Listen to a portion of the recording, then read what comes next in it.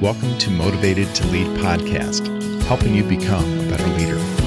I'm your host, Mark Klingsheim.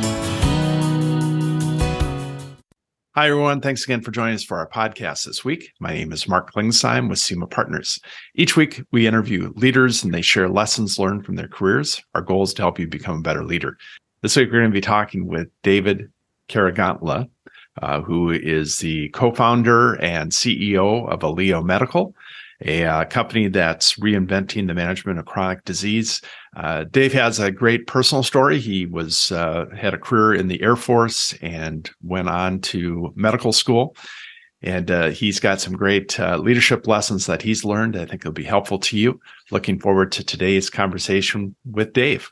It's great to have Dave joining us for our conversation this week, and appreciate you taking time out of your day. Thank you so much, Mark. Really appreciate the opportunity. Yeah, absolutely.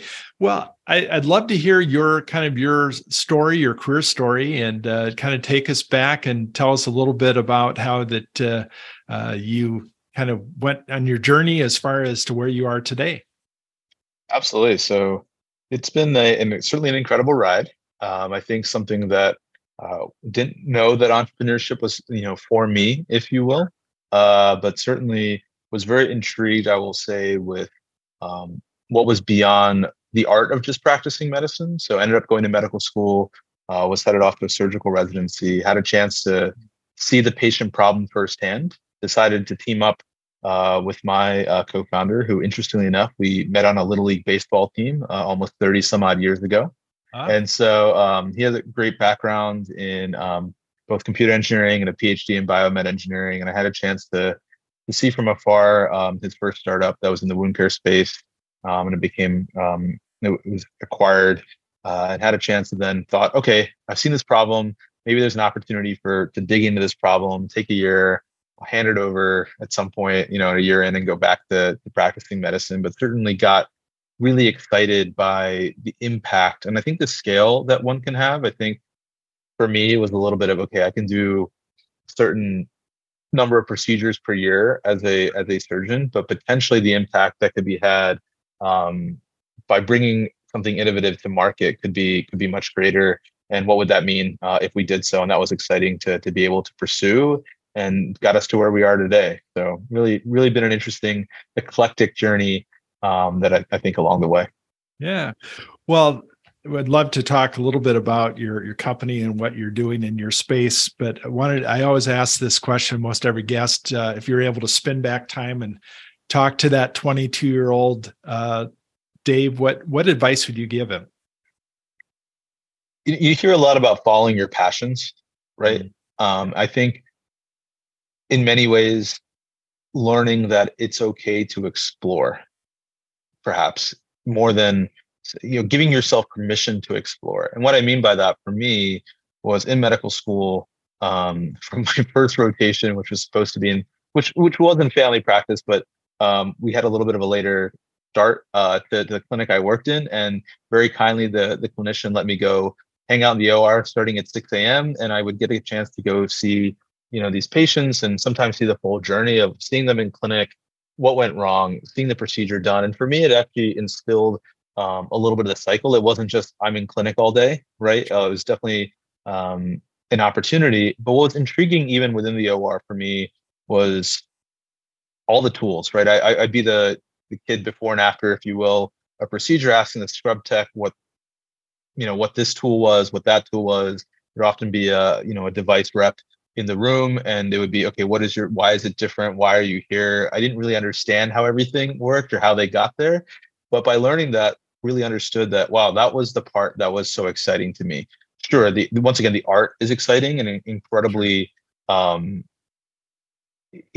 meaningful, but there's also an incredible art and in innovation to help those clinicians, interventional surgeons, whoever it might be, do procedures. And even outside of that, how can different techniques come into play? So don't be afraid and give yourself permission to explore is the thing that I'd say to my 22-year-old self. The thing in many ways is, it felt like it came at a cost at that time of oh, maybe I should have studied more for XYZ.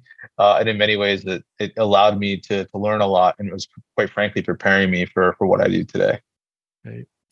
So talk a little bit about your company and just the space that you're in, and just some of the things that you've been able to help as far as the patient side of things. So I think from an Alio perspective, we always look at integrating what we call the 4 Ps. So aligning the interests of the patient, physician, provider, and payer. I think if you don't do that, it's hard to get traction, adoption, and really solve a problem. Building technology for technology's sake is less than ideal. And from an Alio perspective, we saw a often neglected, underserved patient population in kidney disease.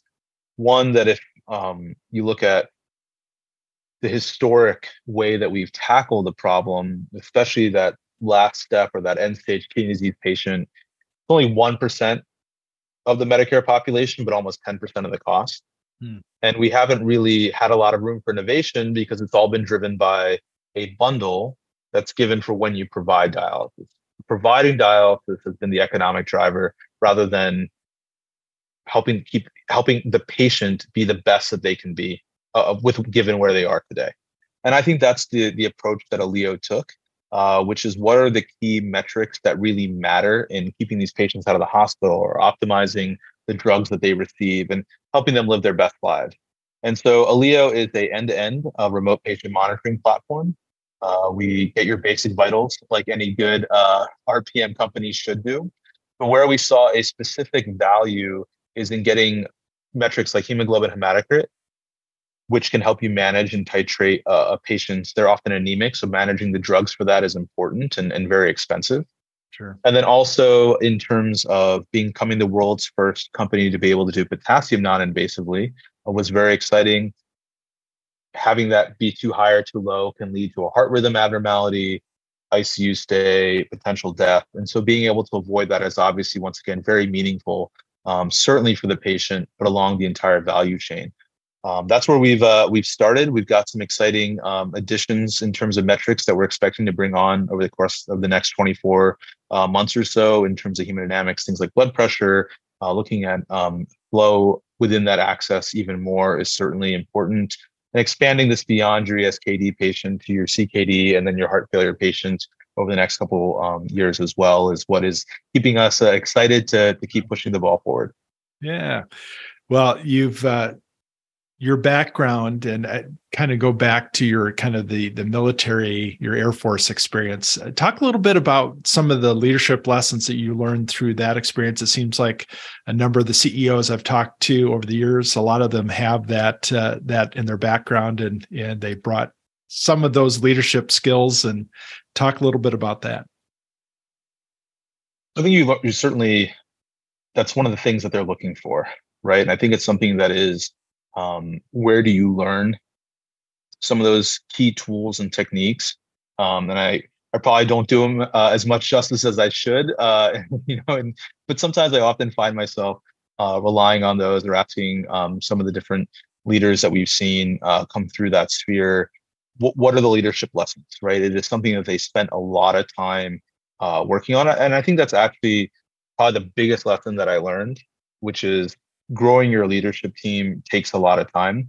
It takes a lot of time to give them feedback or to invest that amount of time in helping them become leaders.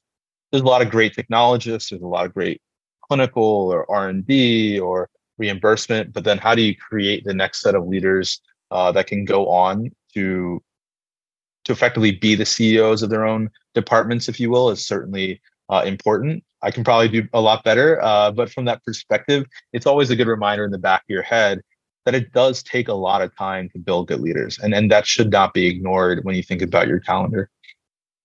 So you've kind of grown from that founder to the CEO of a company. You've had to raise funds. You've had to wear a lot of hats. But is there something that kind of surprised you that moving into that CEO spot that you wish you would have known earlier? I think from the standpoint of being able to, the thing that I wish I would have known the fastest is probably the Pareto principle. of, it's something I learned in college, Sure. and I think I've certainly applied to a lot in life, right? So effectively, whether it's 80% of your output is going to come from 20% of your people, 80% of your complaints are also going to come from 20% of your customers, right? You can kind of take that down to a lot of different lenses. um, and I think that's true even in fundraising. 80% of your funds might come from 20% of your contacts, and where to drive that. But I think that's really true for your time, and realizing that, be where you leverage your time, and is really important. I think there was a kind of seminal blog post written by Paul Graham a long time ago. I think it's called Sweat Blindness, and talking about all the things that you have to do as a founder, talking about where do you, instead of looking at all the tasks, where can you really lever your time, and hiring for the others, and focusing on where you have a unique leverage and unique advantage. And that might be product, that might be sales, that might be fundraising, whatever it is for your company.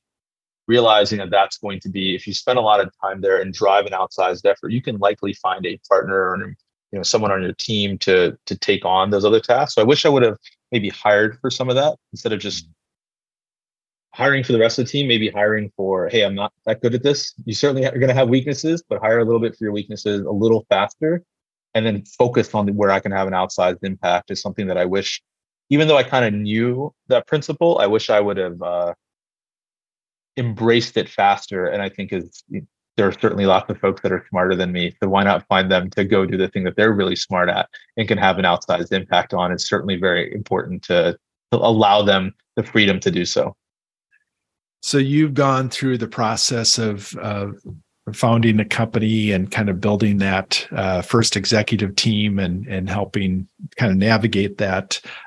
What are some, as you look around, and I'm sure you have other founders that are kind of picking your brain and saying, what should I be doing in that first year, and trying to get things to align, and making sure we don't run out of money before we make some progress. But are there particular blind spots you see that's pretty common with new leaders that you've worked with?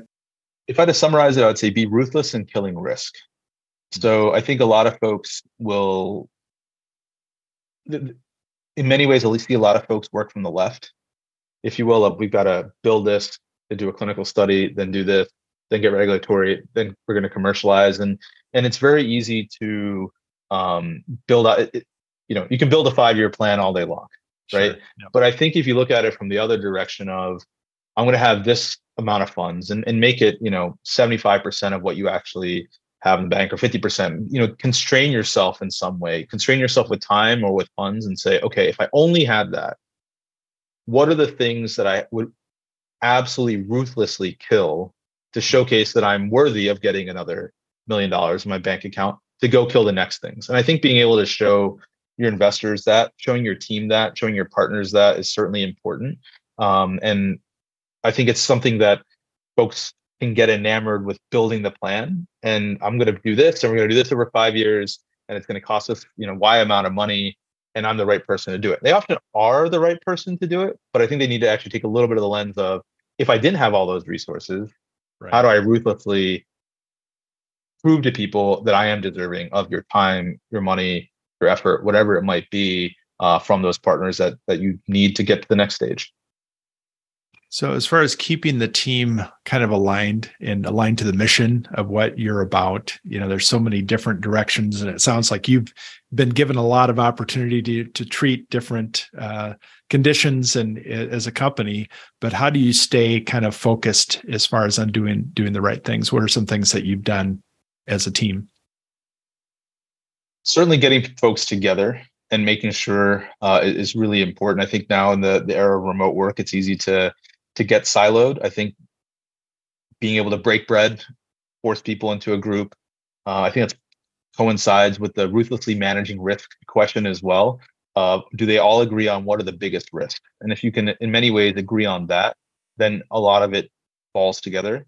Here at Alio, what we've done to try and help people understand where, let's say, 70% of their time goes, then 20% time, and then 10% time, is we kind of put it into 3 horizons for the team. So horizon 1 is where you're spending 70% of the time. This is if it doesn't work, forget all the cool stuff you can do in the future. This has to work today, and this is where you should be spending the bulk of your time.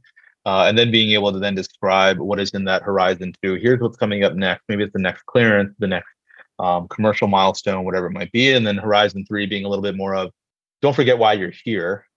This is why you are working for an incredible company that is tackling things that nobody else would even think about tackling. Here's why you can be a part of that. I think is important to give people a little bit of that that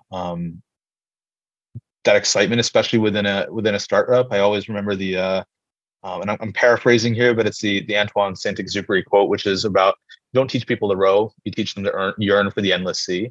And that's what you're on, right? You're on a mission to get to the other side of an ocean, and it's not always clear how big that ocean is, if you're headed in the right direction, what you might be fighting against. But if you can get your team to not only embrace what they're doing today, but yearn for what they can potentially, the impact they can have tomorrow, I think that's a way to inspire a team to tackle any challenge that comes its way. So I know, every leader that I've talked to continues to learn, whether that's through, just keeping up with the trends in their industry or, reading leadership books. Is there anything particular that you've read that you recommend to other leaders that you think would be helpful? One of the books that I actually take a chance at the beginning of every year to read, and then I hand out to our team as they come online, is A Hard Thing About Hard Things. It's Ben Horowitz's book about his time as a CEO, and it's certainly interesting, right? He talks about, one of the things that always stands out for me, talks about his time as CEO. He's like, when everybody asks, how I slept as a CEO, I slept like a baby. I woke up every 2 hours and cried. And there's certainly those moments in your life that are going to happen. But I think that really being mindful that it's to embrace the joy of, it's going to be tough, right? Embrace the roller coaster, and it's going to be okay. You're going to have a moment where everything's on top of the world, and the life of startups is 30 seconds later, something's going to completely go the other direction. But look at it as a privilege rather than a burden, and that you can lose sight of that very quickly. And so the other book that I often give to the team is a story about Shackleton crossing the Antarctic, right? And I think that's one that also helps them understand that you're going to make unpopular decisions as a leader, and that's okay. And helping your team understand that you're going to make unpopular decisions is I think something that leaders can get stuck with. And it's not about being uncharitable to your team or wanting to be tough on them, but that's why you are a leader. You might have to make a tough decision, but you're also then going to have to get everybody on board with that decision and help them know that there are going to be challenging days ahead. And once again, why are they worth playing? So those are a couple of the books. And I think it's also important to look at books that are not always core, if that makes any sense. You learn a lot through them. Two that I think that are interesting are a book called Tubes. And it's basically this, I believe the New York Times reporter, basically internet goes out and can't figure out why, finds out outside of his New York apartment, a squirrel has chewed through the cable line. And so then starts this question of, okay, well, where does this cable come from and where does it go? And basically tracks around all these deep sea cables, where they enter in New York, where it ends up on the other side of the Atlantic. Effectively, what is the underlying web for the internet? And from a physical transistors and switches and deep sea cables and ones that are faster than the others, and how has that had an impact about economies and growth of the world? And if you then take that to your own team, you think about, how do you feed your team, right? How do you create that web and the interconnectedness, and what does that mean of that flow of information? Is it getting from the right spots within my team? So I think it's important to also see things a little bit differently. And the second book that I think is interesting for that is a book called Box, and it's the story of the very humble cargo container. So the ones that we now see, stacked on all these cargo ships, or you might see on the back of on a trailer getting pulled down the highway. Sure. How do they get to be that size? Why are they that size? Why do they look that way? One of the key feature sets of that was, intrinsic to a lot of us in the Bay Area. Interesting enough, there was a shipping line that was very involved in bringing in dole pineapples from Hawaii to San Francisco or Oakland, and then shipping them across the entire country, and how that actually they had to create a certain container and size and basically codify that was such an important part of that process. Hmm. Once again, if you take that to your team, if you think about that from that level of how do you create something that is very similar so that your team has an ability from one team to the next to carry information or compartmentalize it in a way that's easy for your entire team to understand, and they don't have to change. They don't have to stop one train, take all the cargo out, put another train. You're just creating an inefficiency. So I think it's important to also read stuff that stretches your mind and that you can then sit back and apply it to how your team works, as opposed to you can read a lot of course we can all read John Maxwell books and everything else, and they're all good. Please don't get me wrong. I'm not being derogatory when I say that. I'm saying and they're great, but stretching your mind's important to figure out what's authentically you, I believe, as a leader.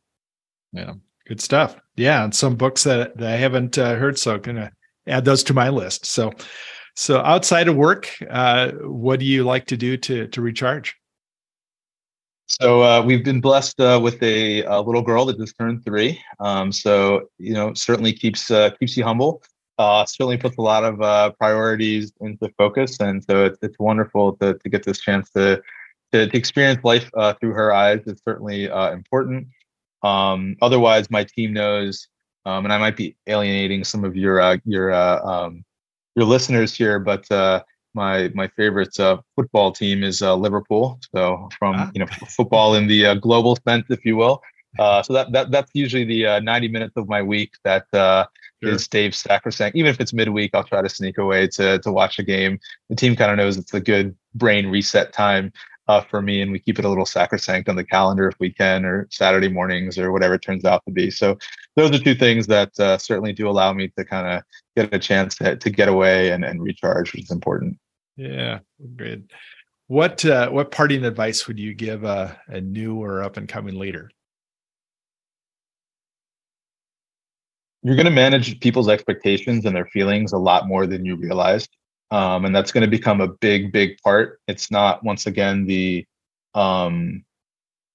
product, the sales strategy. There's going to be really smart people that can build that out, but helping, as you've mentioned, Mark, getting them aligned, keeping them aligned, and keeping them motivated are 3 things that you're going to spend a lot of time doing, especially as you build that business out. So get ahead of that. It's not always easy.